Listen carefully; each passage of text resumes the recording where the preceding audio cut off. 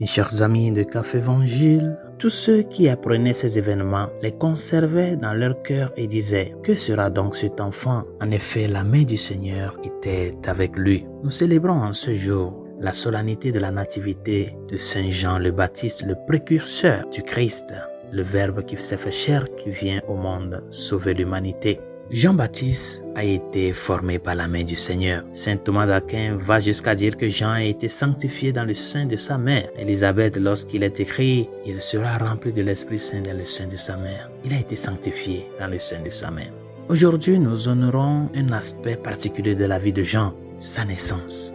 Nous savons qu'il a eu la chance non seulement de naître dans la famille bénie d'Élisabeth et de Zacharie, mais aussi que la Vierge Marie, la Mère de Dieu, était sa parente et qu'elle a assisté à sa naissance. Zacharie, son père, lui a donné le nom de Jean, bien que la coutume eût été de l'appeler Zacharie comme son père, comme c'était dans le temps. Zacharie a agi ainsi par obéissance à l'archange Gabriel, qui lui était apparu avant la naissance de Jean et lui avait donné l'ordre de le faire. Chers amis, la naissance de Saint Jean le Baptiste a été entourée d'un grand mystère et d'une grande excitation. Et il ne fait aucun doute que ceux qui étaient présents à sa naissance ont été pris par l'intrigue et l'espoir de savoir qui il deviendrait. Et Jean n'a pas déçu. C'est de lui que Jésus dira un jour « Je vous le dis, parmi ceux qui sont nés de femmes, nul n'est plus grand que Jean. » Même si vous n'avez pas eu le privilège d'être sanctifié dans le sein de votre mère, ou si votre père a reçu une révélation de l'archange Gabriel avant votre naissance,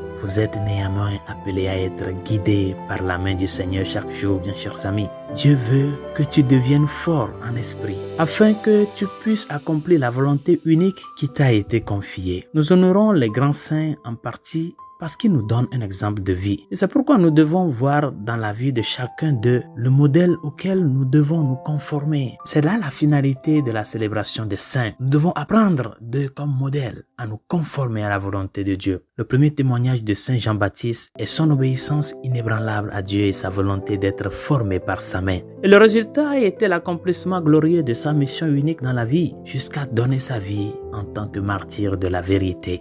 Résolution de ce jour: apprends à être heureux avec ce que tu as et avec ce que tu es. Sois heureux de ta famille. Sois heureux de ton pays. Sois heureux du lieu que tu viens.